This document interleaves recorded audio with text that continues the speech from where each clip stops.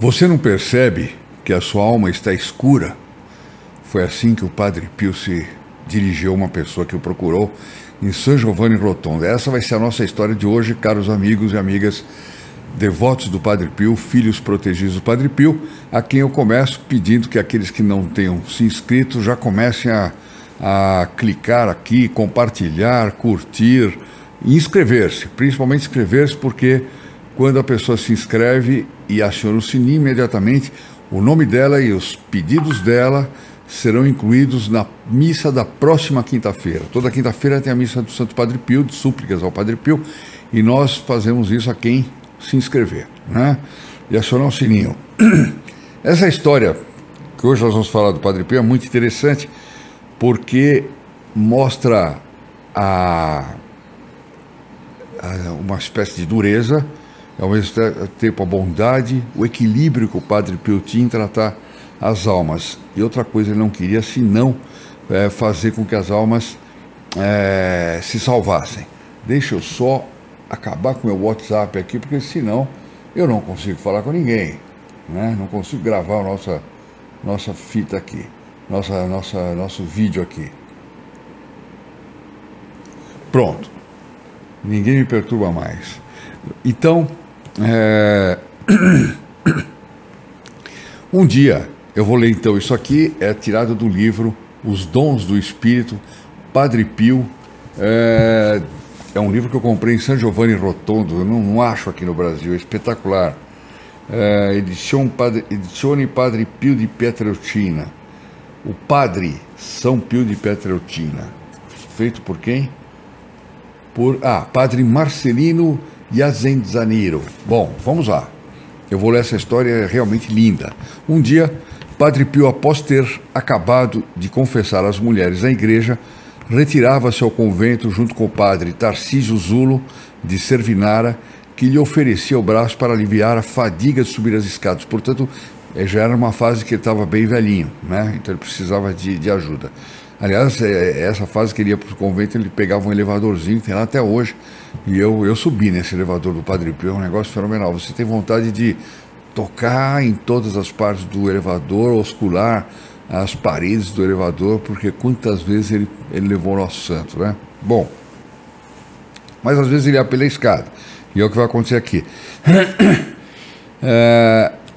Parou no patamar onde há um quadro que convida a sufragar as almas do purgatório, e ficou recolhido a rezar durante alguns instantes.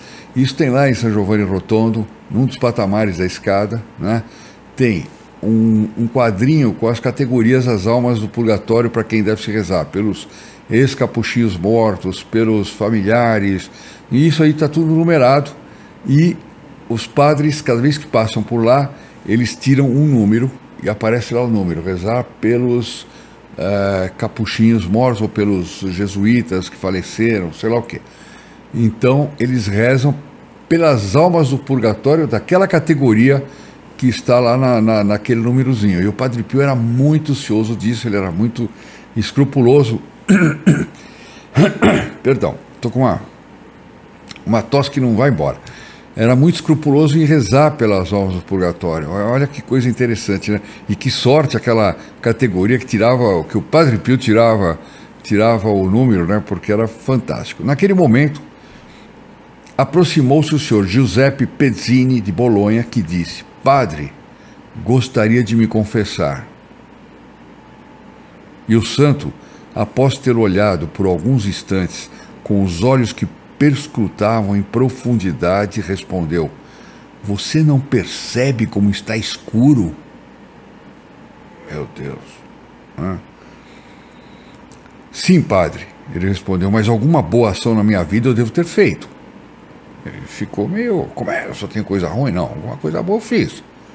Olha a resposta que dá o Padre Pio, para quem já fez muita coisa boa na vida, né? Mas também já fez muita coisa ruim. Então responde o Padre Pio: as suas boas ações são como os vagalumes, raramente aparecem, e para serem vistos é preciso que haja uma noite tenebrosa. Meu Deus do céu, que coisa fantástica isso aí, né? Quer dizer, as suas ações são como os vagalumes, raramente aparecem E para serem vistos é preciso que haja uma noite tenebrosa, muito escura, porque as luzinhas são pequenininhas. Falou, vá para casa e volta daqui a 3 meses, então o confessarei. Olha o discernimento que ele tinha, que esse homem não ia morrer em 3 meses, nem nada, ou seja, não corria risco de perder a alma. Ele manda o homem embora e volta para se confessar. E depois de uma pausa, ele olhou para o homem e disse, prepare-se para sofrer.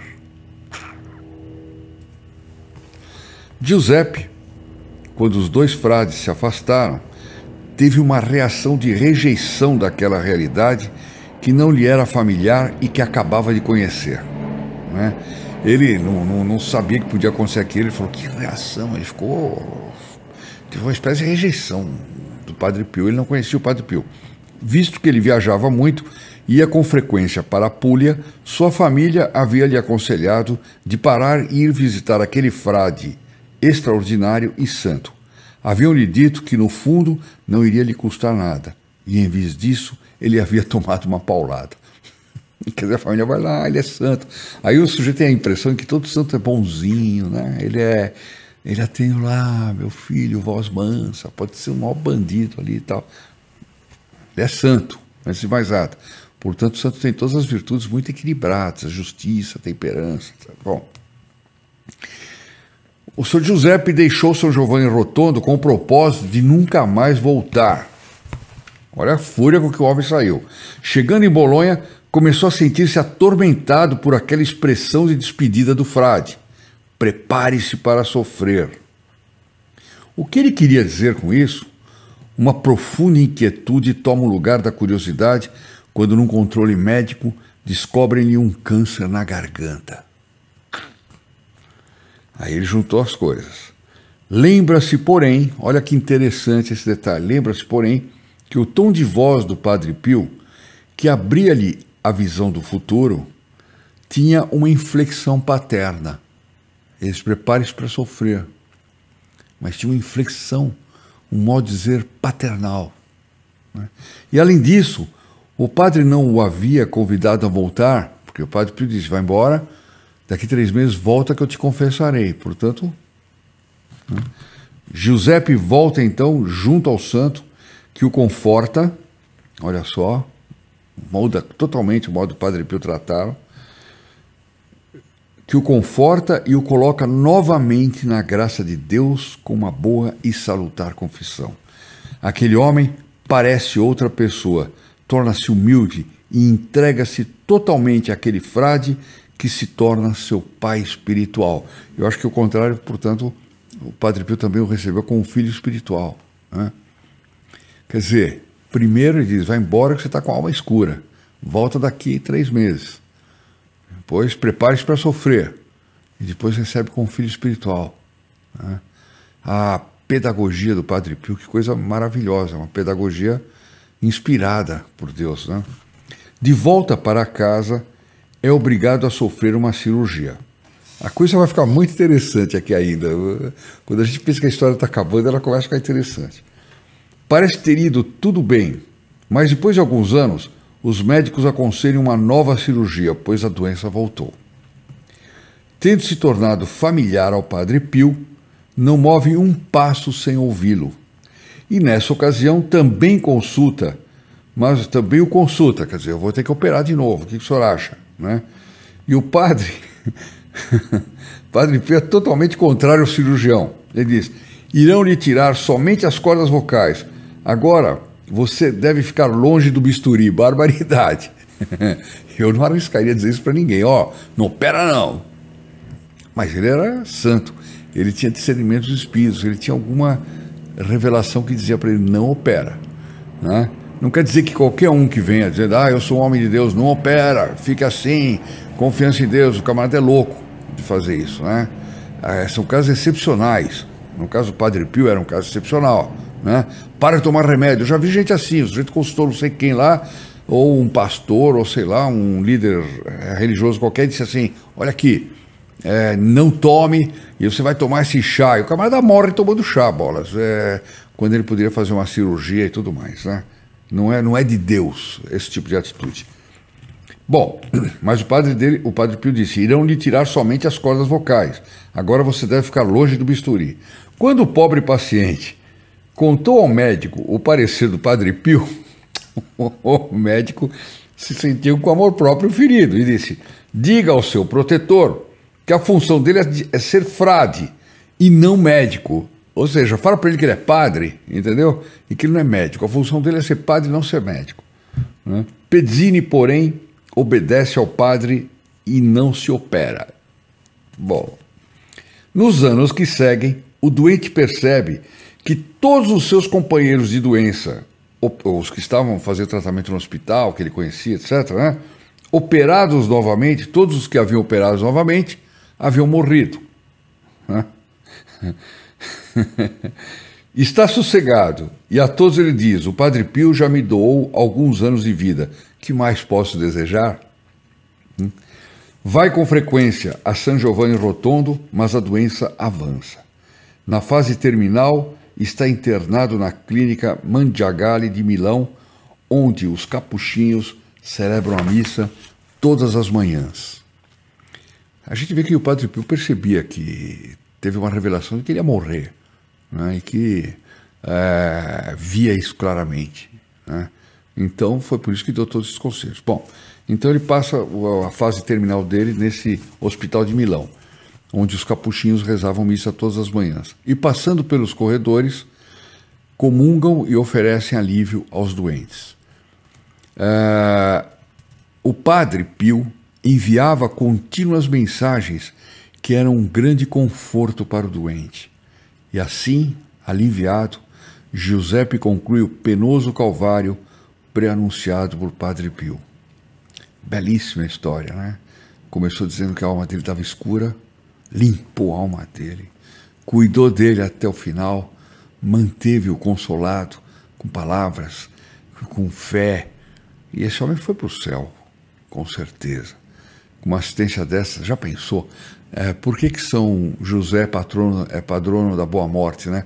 Porque ninguém foi melhor assistido do que São José na morte. Ele foi assistido por Nossa Senhora e por nosso Senhor Jesus Cristo, né? Melhor que isso, é só ser assistido por São José também.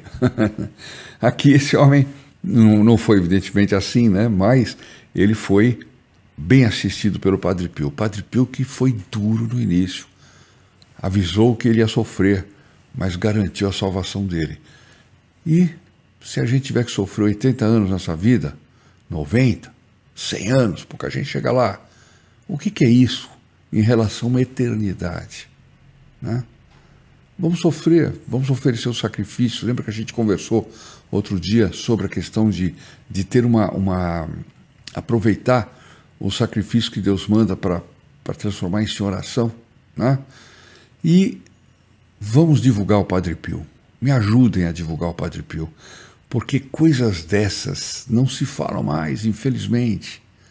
Histórias como essas fazem bem. Eu tenho certeza que fez bem para você que está assistindo, você que está ouvindo essa história. Para mim fez um bem enorme. Quando eu li pela primeira vez, me fez um bem enorme, relendo agora aqui para comunicar a todos vocês. E isso aqui nos enche de confiança também. Nos enche de confiança. Então me ajude a divulgar o Padre Pio. De que jeito? Compartilhando. De que jeito? Entrando na descrição do vídeo, por exemplo, e se inscrevendo como membro do grupo Filhos Protegidos do Padre Pio, né?